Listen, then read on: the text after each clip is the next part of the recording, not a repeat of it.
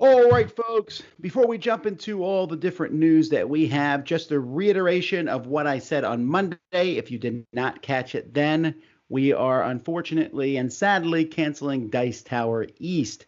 It will be starting up again on July 10th, 2022. I go into more reasonings on that on our Monday board game breakfast, but quick rundown.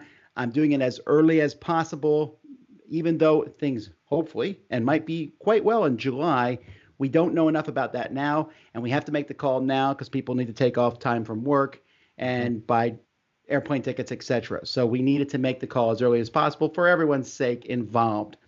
I also didn't delay it to later in this year because, well, every other convention has already done that. So we are still planning to run our retreat that we have in September, which is pretty much almost sold out at this point. I am considering running a second retreat in November in either Miami or Orlando. There is no plans, nothing put together for that yet. But if you are somehow interested in being involved in that, email me at tom@dicetower.com, and I'll just add you to a list of people. If we do anything, you'll be the first to find out. All right, let's take a look at our news here. We're going to start with some intellectual properties here. Alien. This is the 10th game on Alien. There's a lot of games on Alien, I think, at this point in time. And this one's from Ravensburger. Scott Rogers is the designer of this. Scott Rogers has done several other games. I think he's done a space game before, too. And it's a cooperative game for 1 to 4 players. That makes sense with Aliens, unless you're going to have somebody play as the aliens, I suppose. Well, yeah. You just said there's a lot of games on Alien, and I didn't actually think of that when I saw this. What else has come out that's of any note that's specifically on the IP? The most popular one is the deck building game from Upper Deck, Legendary Encounters. Okay. But we also there's an Alien vs. Predators game.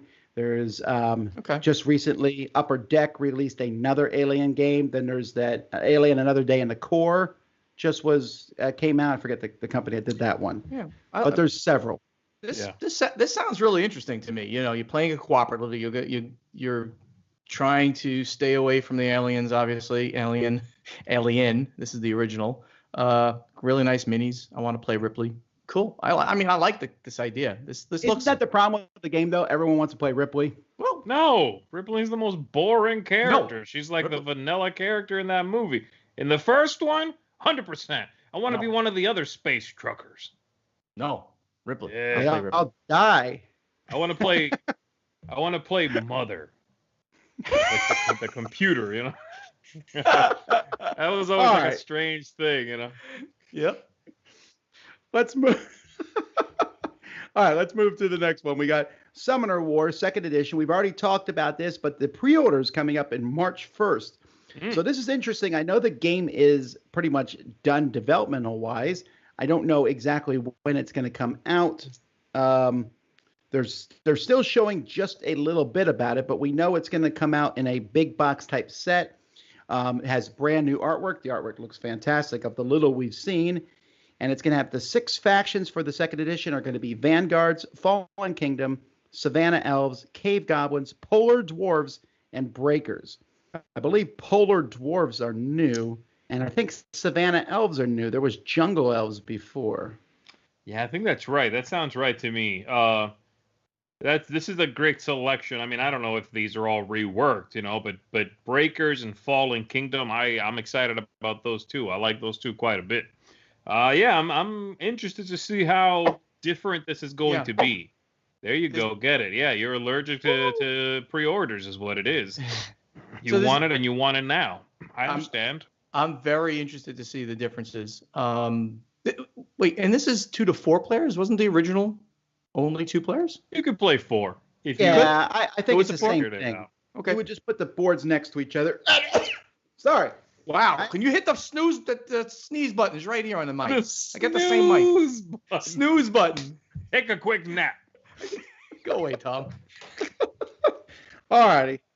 Brew is a new game coming from Pandasaurus that has animals, and you are trying to restore balance to a forest to put potions together. I know, Buonocore, as soon as you heard the word brew. I was so disappointed when I saw this because I thought I would be making beer, but now I got animal. No, I'm kidding. This looks cute. I like the style art. I forgot the guy's name. I really do like the style of art. Jake Morrison. So, very nice. This is coming out in June from Pandasaurus, so keep an eye out for that. Cute. Yeah. Okay, Arkham Horror, Mother's Embrace. So speaking of mother, finally they've showed a small bit of the gameplay for this game. I don't know if you remember Zee at the Fantasy Flight in-flight report. Mm-hmm. When they first announced this, they showed a trailer that showed like the intro to the game. It didn't actually show any game thing.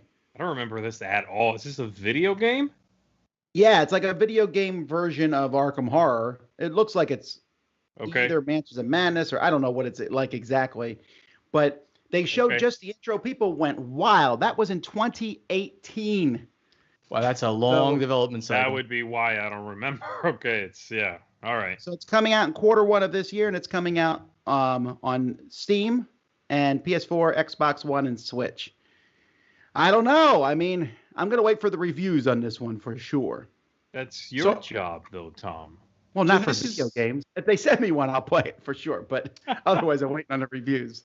This is not playing Arkham Horror. This is just something inspired by. It's in their Arkham Horror universe from Fantasy Flight. Sure. Inspired by.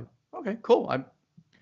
I'll see. It looks like a tactical game. It doesn't look like like anything but like some sort of turn-based tactical game from that screenshot anyway. One thing I noticed here is it doesn't mention, just maybe that's because of the stuff you cut. It doesn't mention Asmodee Digital. Is that? But it does say Lucky Hammer Studio, which is something they go to anyway. So it probably is under the Asmodee Digital umbrella. It's got to be. Probably. Yeah. Okay. Speaking of IPs, here's an IP that Zee's been wanting for a while. A Gargoyles game coming from Ravensburger. Yeah, I was just saying, while you guys were watching our contributors, that anytime I hear that question of, hey, what IP would you like to see turned into a board game? I don't have a good answer. I don't like that crossover idea for the most part. But if I had to pick one, Gargoyles, because I love that cartoon. It was right around the time that I was integrating into English, I think, and that's a big part of it. I feel very close to it. So Gargoyles finally has a game. I don't think there's been one before, and I am really excited about it. It's a cooperative game. There are 4 different scenarios in it where you're working together. It's going to be in Target in August. Usually each August Target releases a whole slate of games. Me and Z we've actually bumped into each other, I think, twice at Target. No, right? That's true. Is that true? Roy is our Target expert now, though. All right, that's true. Well, now that with Target.com, you can get the stuff shipped to you, so it makes things a little easier. Right. All right. Yeah, this looks interesting. I hope it's good. Yeah. All right. Magic the Gathering has announced crossovers with both Lord of the Rings and Warhammer 40K. So they're going to be they just announced that. We have very little information on this other than that. Magic's doing really well. It had a great year in 2020. I know that they're splitting off Wizards of the Coast into a separate division, which always confuses me because I always think it is. It's. Yeah, you got some great news in this week's stuff because I didn't even know that they were actually bringing it into another division, or maybe I forgot that when they announced their revenue.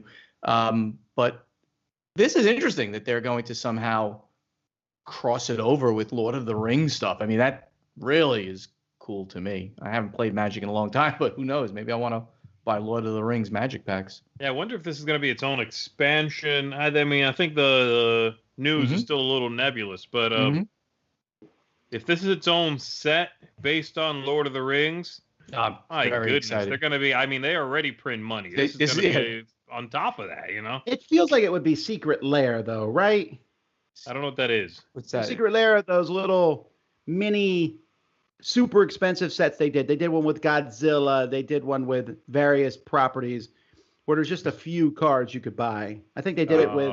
But so it's not like a new game, They and did you're saying walk- it's just yeah. a bunch of cards that you can add into your decks. I don't Same think way the you add bunch in of any- cards. I think it's like 5 cards. Five. Yeah, it's like 5, and they're really expensive. The value of them usually goes up, and half the time they're not tournament legal. So they're collector's items more than like a game. and it's they like usually have buying a a bunch plate. of plans. So it's something I'm gonna put under glass and put on my on my wall. I mean, that sounds what that's like. You would, yes, you would. Yeah, No, I would. not. All right. Then I'm not interested if that's what it is. Maybe I. All right. So Right, I read. I'm not interested if that's what it is. And you can keep your Gargoyles game too. So Bruno Peduti, who's very, very outspoken, he pretty much tells you what he thinks. Oh yeah. On his personal blog, talked a little bit about his sales of his games in 2020. Not a lot of people talk about sales, so it's always fascinating when somebody did. And he said that Citadels, Diamonds, Masquerade, and King of the Dwarves, those represent 3/4 of the income that he gets, which I would imagine 3/4 of that 3/4 is Citadels. But you never know. But he said that 4 of his games that are quote unquote his classics, essentially, are doing most of his money, but most of his new games have not done tremendously well. And he does a lot of talk. You can read his blog. He talks about games a lot and things, but he talks about how newer games just aren't doing so well, and reasons why. Maybe new people are entering the hobby, so they buy the classics. I don't know. I just thought it was an interesting post. This is a very, very interesting post. And this is a very distinct trend right now in the hobby that new games are just not selling that well. Now, a new game based on an existing IP or an expansion, and that different story, doing very, very well. But brand new, never heard of it, not another one in a line, very, very hard to sell right now. Right. I mean, this is the same thing that happens to any big entertainment industry when it continues to grow, Like if I was producing a film, I am much more likely to bank on a Game of Thrones movie than I am to bank on a movie that somebody wrote. Brand new ideas, brand new IP. Like right. That's just how that works. The life of Tom Vasel. Well, it wouldn't sell right now. No, nobody wants to see that. Nobody would buy that. That goes straight to not DVD, VHS. Betamax, baby. VHS in your trash can. All right. Well, speaking of bringing back old things, Bezier Games has just announced Suburbia 2nd Edition. Now, they last year, or actually in 2019, they delivered at Essen there, they delivered the mega enhanced super deluxe version of Suburbia. Yeah. This one is more of a normal 2nd edition, a very clean looking box, and then they have all the expansions in another box with game trays. It's a much more accessible way to play Suburbia because, frankly, even though that big box is really cool, it is a beast to pull out and open up and get things out of it. Now, did they change any rules? That's what a 2nd edition sometimes insinuates to me, is that there are changes. I don't know. I don't think so. It's being released on March 24th, so that's not too far away. So I'm assuming it's done now, and I think this is just a new way. It could be the art changed. You have to go look at the pictures of it. It could be simply something like that. You like those covers, Tom? I don't know how I feel about the covers. I do know how I feel, but I'll let you. I asked you. I think they're okay. They're fairly uninspired. I mean, I don't usually criticize art, but these are fairly uninspired. Well, we know. I don't. We know. Art. Well, don't be mean as usual. I'm just saying we know. All right. What's going on? What is happening? Stop drinking morning margaritas. That's what I gotta say to that. But it's a holiday. Anyway, a few small expansions. New Annihilation announced for Marvel Legendary. Annihilation is a Fantastic Four storyline usually. So I wonder if they'll be adding some more of the Fantastic Four type stuff in this. Well, it actually does mention them in the blurb, but it's basically showing Annihilus, Lord of the Negative Zone. So 25th expansion. Yeah, that's the thing I took away from this. The 25th expansion. I mean, that is more than I thought existed. Yeah, I mean, this obviously, and Legendary is a great system. This kind of thing is just ripe to do this again and again and again and again, as long as you've got the fans that want to buy into it. But 25, wow, that rivals the biggest of like anything. I mean, not Magic the Gathering, of course, but like almost any. I can't like think any of board game that is known for expansions, like Carcassonne, does not have 25 expansions. No, there's like 9 or 10 or 11. So maybe this is the number one expanded game ever. Well, we're going to look at the number one right now. That's not number one now, but in about 2 years it will be. And that's Marvel Champions has announced Gamora. And since they're coming out with a pack every month, they're going to catch up. Well, that doesn't count. The pack doesn't count. Maybe it counts. Anyway, they're adding Gamora in a big surprise to nobody. Nobody. Although I have to say, Star-Lord already in the game? Well, he's been announced, I think. This is another announcement. More for Roy. I've still never played this. I really have to get somebody. I think you would like it. It's a solid cooperative. Did you like the Lord of the Rings cooperative card game? I never played that one either. The LCG, right? I'm like a Lord of the Rings like fanatic. Yeah, but I gotta collect cards and You don't collect cards. You just it came in a starter box. Yeah, I should have just gotten it. Come on. All right. Well, I'll show it to you, buddy. You show it to me, baby. Let's play. No longer play. I show you Lord of the Rings. You show me gin. All right. We're still on Marvel here. The liquor? Marvel Battle World Mystery: The Thanos Stones. Gin rummy. Frost Giant Loki is coming for this game. If you've never played this game, it's a little game where you actually break open these little eggs and play this little cooperative game, which I rank a 2 out of 10. But for the game, but the collectability is quite high, right? I mean, sure, and those little characters are cute and all that. I just hate the game. Wait, you literally, when the game comes, you don't know what you're getting, and you crack open the eggs and you get characters. Yeah. There's extra characters in these little. I mean, it's a CCG, and the booster pack is made of like foamy egg thing. Yeah. How cute! They are adorable. This is cute. I'm surprised this is still going. I thought this was like a once and done. I did not realize it had done well enough for them to keep making them. Yeah, we'll have to see. This sort of thing, which is essentially mostly toy part game. There's been so many of these that have hit toy stores in the past 20 years that come and they're out for a while, then they're gone, and then they're incredibly expensive on eBay.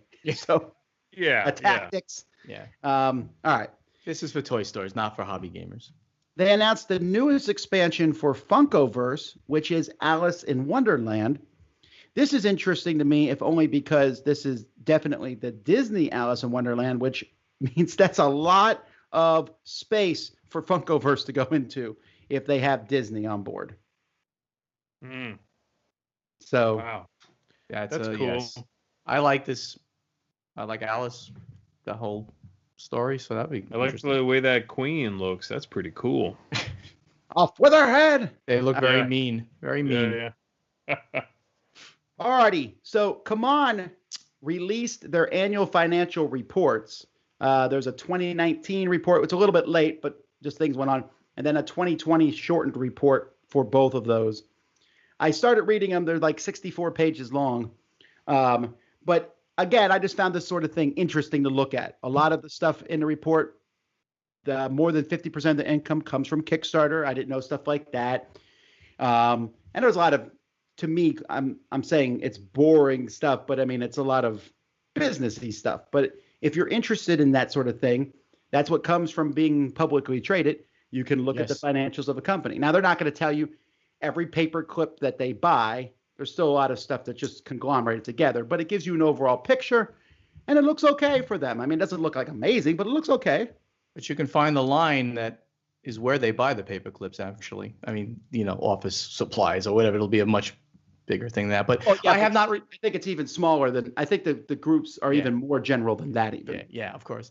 I have not read the report yet, though I will read it, not in ultra detail, but I will read it. But more interesting, or at least as interesting as this, is that Cmon has placed all of the information with the exchange, the Hong Kong Stock Exchange, where their stock is traded. They've given them the information, and they are waiting to hear when they can start trading of their stock again, because it was suspended last year due to some audit concerns, which we reported on. So I'm looking forward to seeing the stock opening again once the exchange approves all of that. So this is very exciting to me. Cool. All right, and then in our final and probably biggest news, just a couple days ago, they announced the official Stardew Valley board game.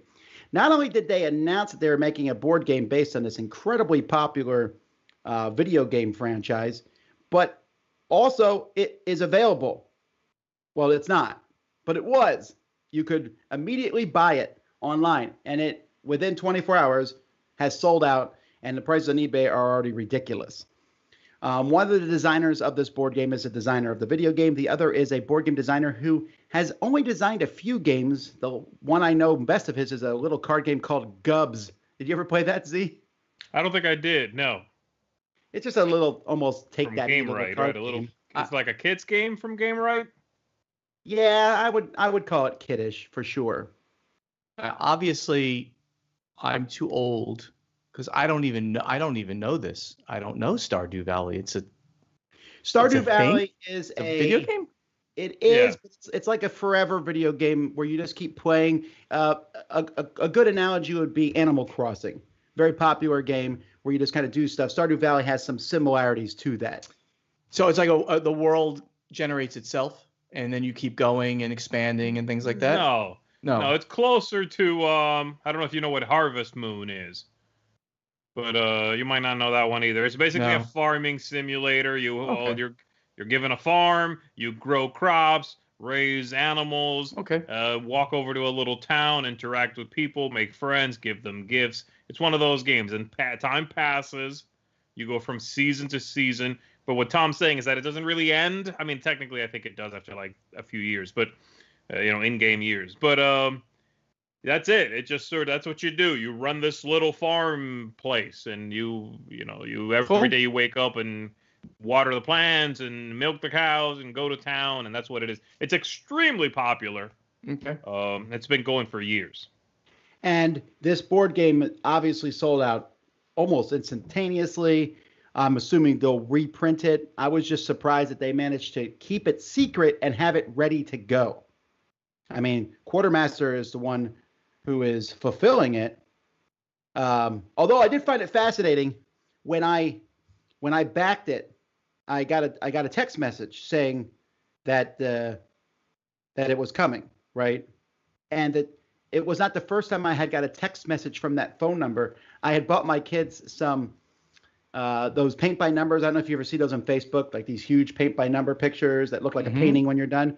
So I had bought some of those that had come from China, and it was the same number that's doing Stardew Valley. I don't know if that means anything. But you got a text message when you bought this? Yeah, you put your phone number in. So I don't know. It said, "We got your order." Blah blah blah blah blah. How about that? I think you were on the wrong website, man. I think somebody is trying to hack your life right now. Even hacked. Anyhow, this is very hot. A lot of people like this. I don't know if the game is good, but you can read the rules online. So they're already up there. It doesn't look, from a cursory, I went through them really fast. It didn't look horrible. So I'm certainly interested in it. Once we get it, we'll talk about it more, folks.